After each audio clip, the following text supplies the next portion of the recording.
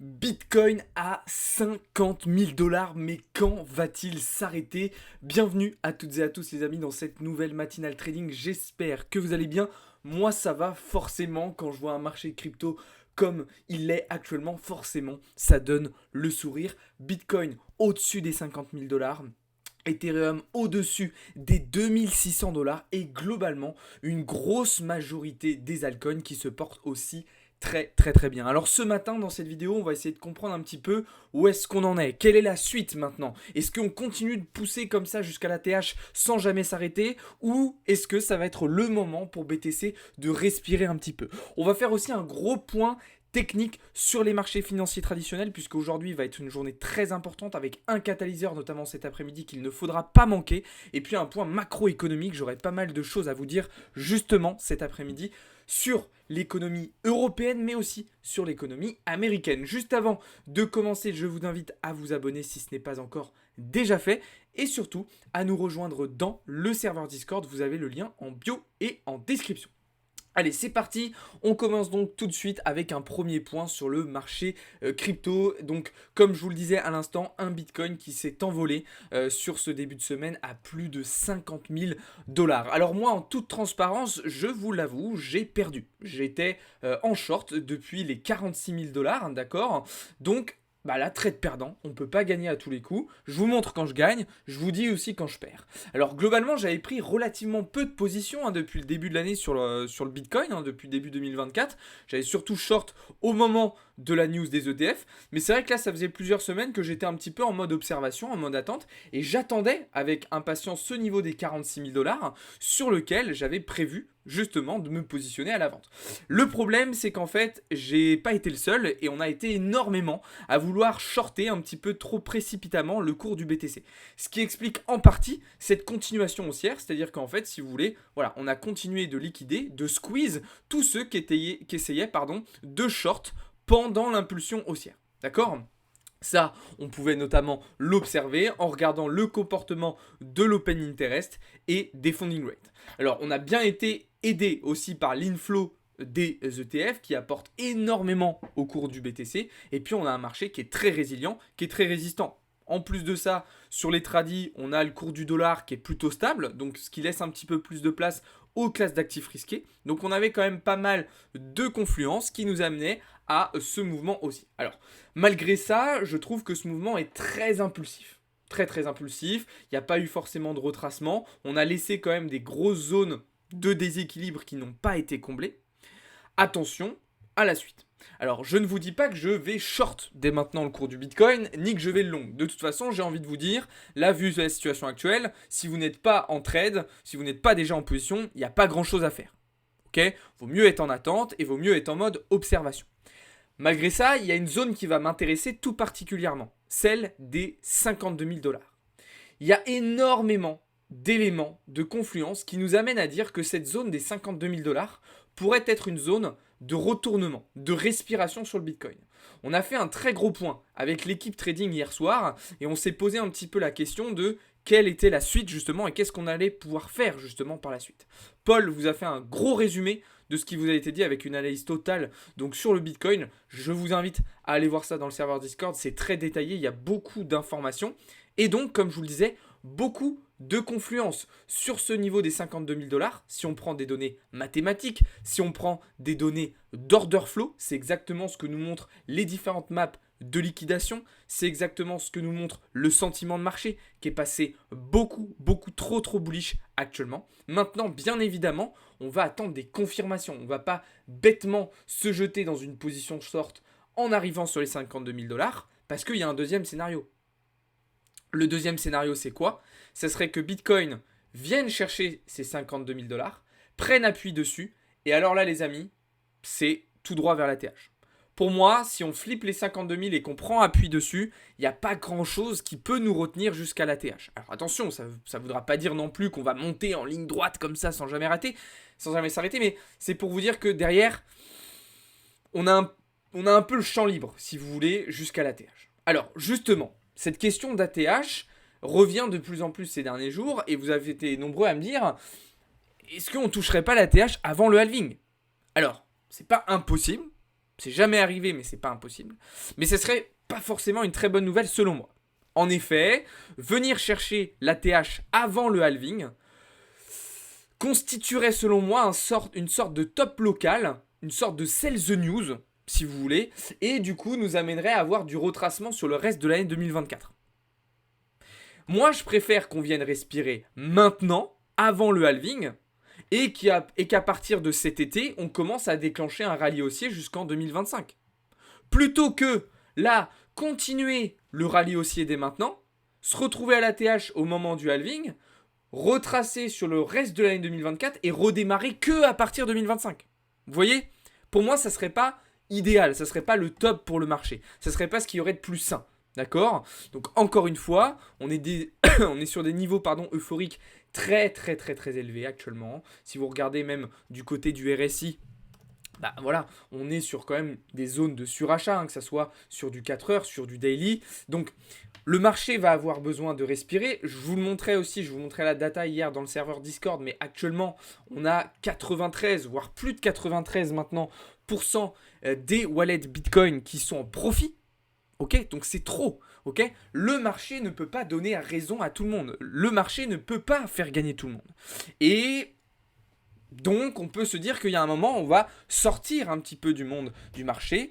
Et puis, de toute façon, c'est pareil. Je pense que là, on va arriver sur des niveaux où il y en a certains qui vont commencer potentiellement à prendre des profits. Ceux qui sont rentrés à 15, à 20, à 25 000 ou même à 30 000 $, là, ils vont peut-être commencer à se dire, ok, est-ce que ça serait pas intéressant de respirer un petit peu ?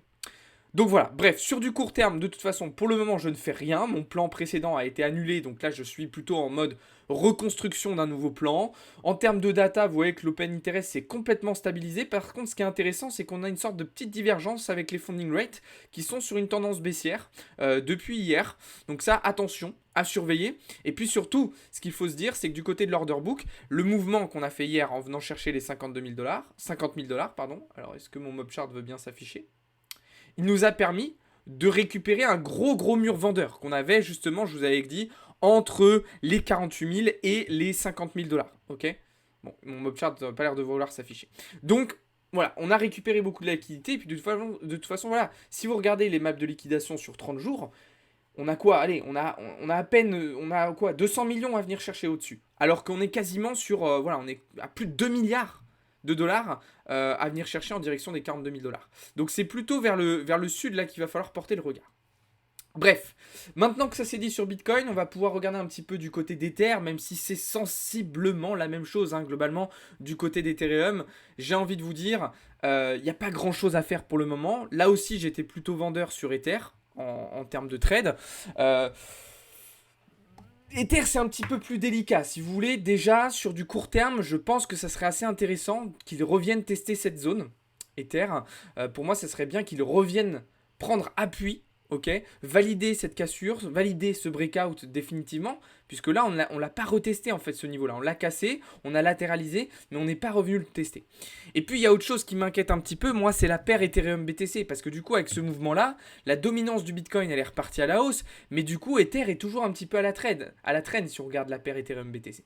Et le problème, c'est que si BTC est amené maintenant à retracer, et que Ether ne suit pas, ne prend pas le relais, on va se retrouver avec une cassure en weekly de ce niveau-là, et alors là, ça va faire très très mal sur les alts. On peut se retrouver avec du moins 40, moins 50% sur certains altcoins si Ether ne tient pas. Par contre, si Ether tient, alors là, on pourrait voir peut-être une jolie petite alt season à condition qu'on ait un Bitcoin qui latéralise aussi de son côté. Mais pour le moment, vous voyez qu'il y a trop d'incertitudes. Il y a trop de si, il y a trop de il faut. Non, ça va pas. Moi, dans ce genre de situation de marché, je préfère rester un petit peu en observation, prendre du recul et ne pas me surexposer. Parce que j'ai pas suffisamment de confirmation. Alors, je pourrais vous faire l'influenceur des réseaux en vous disant « Ah bah si, moi je fais ci, moi je fais ça, moi je pense que ça va aller là, moi je pense que ça va aller ici. » Je pourrais vous dire ça. Mais c'est pas ça le métier de trader, c'est pas ça le métier d'investisseur. Le métier de trader, c'est de se positionner sur le marché quand le marché nous donne de quoi se positionner. Si le marché ne nous donne pas de quoi se positionner en fonction de notre stratégie, en fonction de notre plan, etc., et ben on ne fait rien. Il faut être OK avec ça. Moi, je vous le dis encore une fois, depuis le début de l'année, en termes de trading, en intraday, j'ai pas pris beaucoup de positions sur le marché crypto. par rapport à d'autres périodes.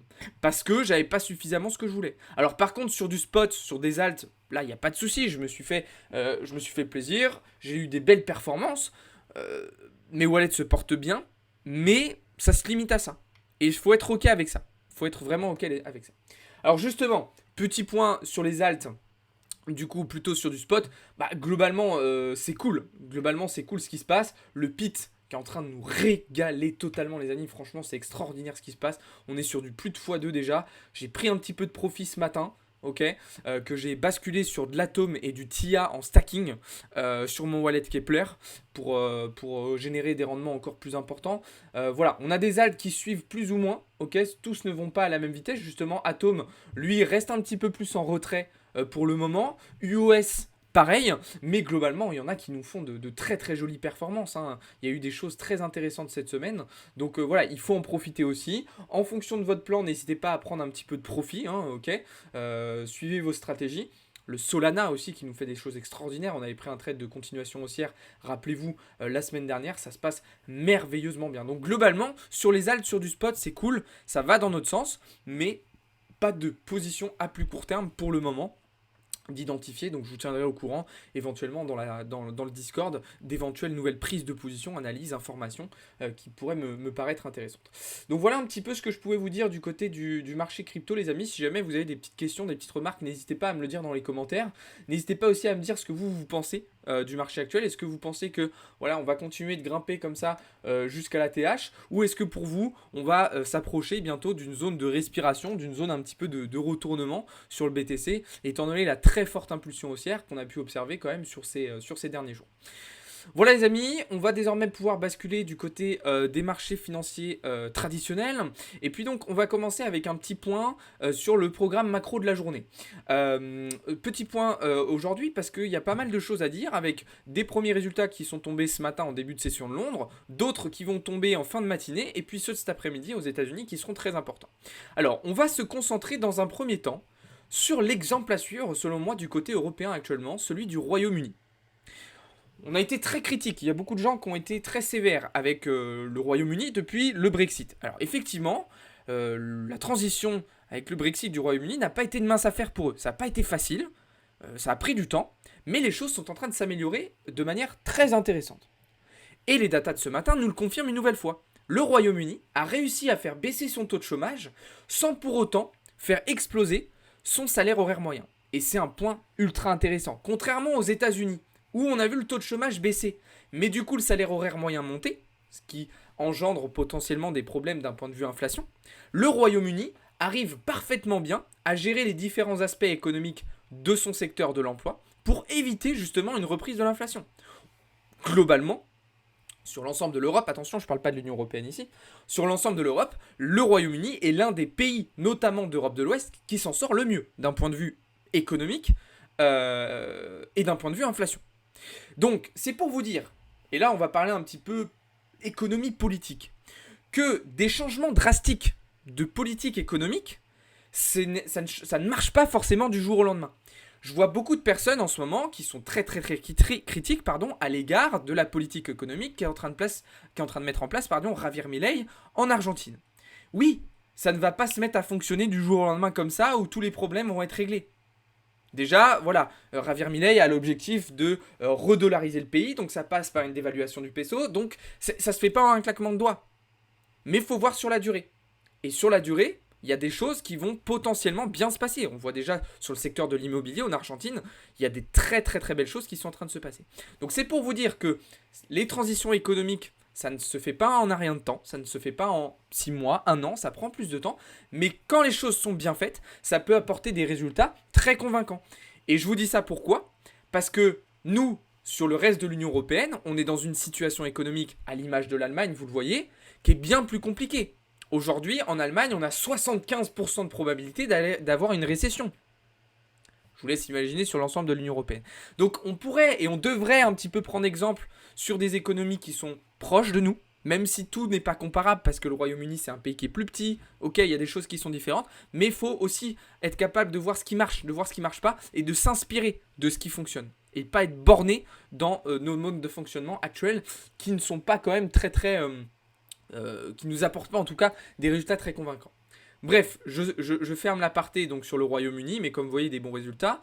Tout à l'heure, à 11 heures, nous aurons les chiffres de l'indice ZEW, donc en Allemagne et sur l'ensemble de l'Union européenne, donc, qui est un indicateur de sentiment économique assez intéressant. Globalement, sur l'ensemble de l'Union européenne, vous le voyez, ce chiffre devrait une nouvelle fois diminuer, sans surprise. Voilà, on ne se sort pas de cette situation de récession économique catastrophique en Europe, d'accord.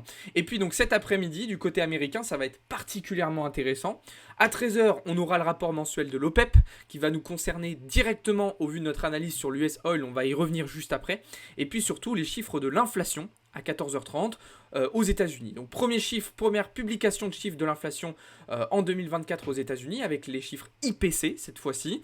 Selon les estimations, on devrait avoir une légère baisse de ces chiffres, mais tout en restant très éloigné des objectifs de la Fed. 2,9% contre 3,4% précédemment sur le chiffre IPC Rate et 3,7% contre 3,9% sur le chiffre IPC Core. Je rappelle, IPC Core, c'est le chiffre de l'inflation duquel on a ponctionné la volatilité des prix sur l'énergie et l'alimentaire.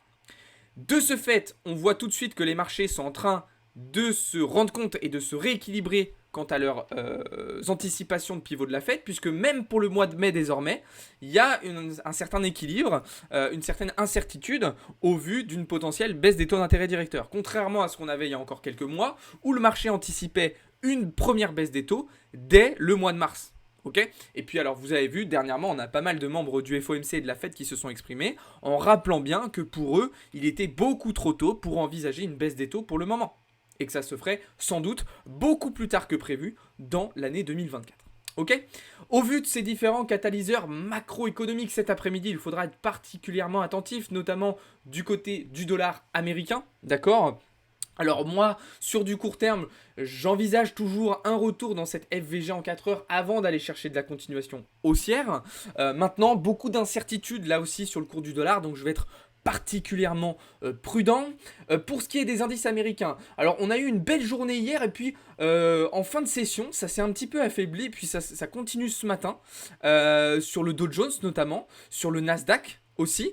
Le Nasdaq qui corrige d'ailleurs et qui retrace assez fort. Hein. Ce matin, vous voyez que c'est quand même assez violent. Et puis même chose du côté du S&P 500. Alors, est-ce qu'on ne serait pas arrivé là aussi sur une sorte de petit top local sur les indices américains ? C'est tout à fait possible hein, qu'on soit sur un mouvement de respiration un petit peu plus profond sur ce mois de février, qui, je vous le rappelle, en termes de saisonnalité, en plus, est un mois plutôt baissier sur le secteur de la tech. Alors, ça me permet de faire une transition avec un point que je veux vous partager aujourd'hui, justement, l'hyper-concentration des marchés qu'on a actuellement. Alors, qu'est-ce que je veux dire par hyper-concentration des marchés ? Actuellement, les GAFAM, on va dire globalement les 7 magnifiques, sont une pondération des marchés américains extrêmement forte, qui atteint quasiment les 30% de la capitalisation totale du S&P 500. Donc déjà, on a une hyper concentration du secteur de la tech dans l'économie américaine. Et si on expose, si on exagère la chose à l'échelle mondiale, cette pondération des marchés américains au sein de l'économie mondiale, elle atteint les 70%. C'est absolument dingue. Donc en fait, on a une hyper concentration de l'économie mondiale qui tourne autour d'une petite sphère économique. Le problème, c'est que si cette petite sphère économique, elle est amenée à exploser, à retracer, à corriger tout ce que vous voulez, ben ça va mettre en péril tout le reste de l'économie mondiale. C'est la base. Quand vous avez quelque chose qui est hyper concentré, si cette hyper concentration explose, implose, tout ce que vous voulez, ça a des conséquences dramatiques derrière. C'est exactement la même chose que si vous aviez tout votre capital hyper concentré sur une classe d'actifs en particulier. Si vous avez tous vos investissements, tout votre patrimoine, tout votre capital qui est sur un actif, si cet actif-là implose, alors votre patrimoine en subira les conséquences. Donc là, on a un petit peu un problème d'un point de vue économique dont personne ne vous parle quasiment, mais qui pour moi pourrait avoir des répercussions absolument catastrophiques dans les mois et les années à venir. Cette hyper concentration des marchés, elle n'est pas anodine et elle peut entraîner vraiment un crash financier à l'échelle mondiale. si tout se passe bien, si tout se passe pas bien. Parce qu'évidemment, il y a aussi un scénario où ça va se rééquilibrer avec une sorte de soft landing, même si là, c'est pas le terme adapté, et entre guillemets, où on éviterait la catastrophe. Mais j'y crois quand même pas beaucoup. Voilà. Donc je trouvais que c'était une data intéressante à vous partager. Cette hyper concentration des marchés américains autour du secteur de la tech et des marchés mondiaux autour du marché américain, justement. D'accord. À l'image de Nvidia, qui à lui seul, aujourd'hui, en termes de capitalisation boursière, pèse plus lourd que l'ensemble des marchés chinois. C'est quand même une data un peu folle. Alors oui, les marchés chinois sont pas dans une très très grande forme, je vous l'accorde, mais quand même. Mais quand même. Ok. Et puis petit point d'un point de vue historico-fondamental astrological, je sais que ça fait un peu beaucoup, mais vous savez, on est rentré donc dans l'année du dragon cette année en Chine, hein, c'était le nouvel an chinois, et donc historiquement, l'année du dragon, qui est une année plutôt positive pour les marchés, notamment sur le Dow Jones, comme vous le voyez. Alors, c'est pas la meilleure année, ok, on est derrière le lapin. Mais ça fait quand même partie des années les plus positives pour les marchés. D'accord. Alors pas seulement pour les marchés, hein, globalement l'année du dragon c'est quelque chose de positif pour la Chine. D'ailleurs c'est une année où généralement on voit beaucoup de naissances, enfin plutôt dans l'année qui suit en fait l'année du dragon, beaucoup de naissances. D'ailleurs j'ai vu une stat intéressante, très intéressante, sur l'évolution de la population chinoise d'ici 2100. Il prévoit une baisse de 600 millions de personnes. C'est extraordinaire, vraiment la population chinoise qui va normalement beaucoup diminuer d'ici la fin du siècle. Je ne suis pas expert de la démographie chinoise, mais je trouve que c'est quand même une data importante d'un point de vue aussi économique derrière. Ça peut avoir un certain nombre de répercussions. Bref, on revient un petit peu sur ce qui nous intéresse, à savoir les marchés. Donc voilà le point que je voulais vous faire ce matin sur les indices américains. Du côté des indices européens, ça corrige un petit peu ce matin. Le FTSE qui est toujours baissier. Le DAX qui nous fait une ouverture bien baissière. Même chose sur le DAX. Maintenant, ces dollars restent quand même très très haut perché. Donc pour le moment, on attend et on observe pour justement avoir des confirmations qui nous permettront potentiellement d'insister un petit peu plus lorsque le marché nous donnera raison. Pour le moment, on y va très tranquillement, on a la voilure qui est réduite parce que le marché ne nous a pas donné raison tant que ça pour le moment. Ok. Voilà un petit peu donc du côté des indices. Globalement, il n'y a pas de grand changement. On reste sur les lignes directrices, sur les grands axes de travail qu'on a depuis maintenant plusieurs semaines, voire même plusieurs mois. Du côté du VIX, ça repart à la hausse sur ce début de semaine. Un petit peu de stress, j'ai l'impression. Je ne sais pas ce que le marché anticipe, mais à surveiller. Alors, on reste sur des niveaux très très bas, hein. Globalement, sur du daily, on est sur des niveaux de stress et de volatilité sur les marchés qui sont très faibles. Mais attention, ça pourrait nous indiquer peut-être un regain d'activité sur la semaine. Je termine avec un petit point sur les commodities. Donc hier, j'ai clôturé la quasi-totalité de ma position short sur le gold pour jouer un petit rebond avec objectif d'aller chercher les 2050 points. D'accord, sur le gold. Attention, position risquée au vu des chiffres de l'inflation et de la volatilité à laquelle on peut s'attendre pour le dollar cet après-midi. Et puis je surveillais ce setup potentiellement du côté du pétrole, mais du coup je ne suis pas encore en position. Je vais vraiment attendre le rapport de l'OPEP cet après-midi. Et puis là vous voyez de toute façon on est en train d'invalider ma structure, hein. On est en train d'invalider le rejet sur ce niveau-là. Je trouvais que le setup était intéressant. On était dans une zone de TE sur une buy side avec de l'AFVG un petit peu en 4 heures à venir chercher plus bas. Mais là vous voyez c'est en train de s'invalider. Donc je ne vais pas prendre la position et puis surtout je vais attendre encore une fois le rapport de l'OPEP cet après-midi qui m'en dira un petit peu plus sur ce qui va se passer dans les prochaines semaines et dans les prochains mois. Sachant que vous avez vu que ce week-end il y avait eu encore à nouveau de grosses tensions au Moyen-Orient. Donc il faut rester particulièrement prudent vis-à-vis de tout cela. Cet après-midi les amis, on se retrouve à 14h15 pour suivre les annonces macro du jour en live sur Twitch et sur TikTok comme d'habitude. Vous aurez un live à 18h avec Théo aussi qui reviendra sur les actualités folles de ce début de semaine. Et puis cours de trading ce soir à partir de 20h30 dans le serveur Discord. Voilà les amis, j'espère que cette vidéo vous a plu, il y avait pas mal d'informations. Si vous voulez approfondir un petit peu tout ça et aller plus dans le détail, rejoignez-nous dans le serveur Discord, c'est là-bas que tout se passe, vous avez le lien en bio et en description. Je vous invite aussi à aller voir sur notre Instagram et sur notre Twitter.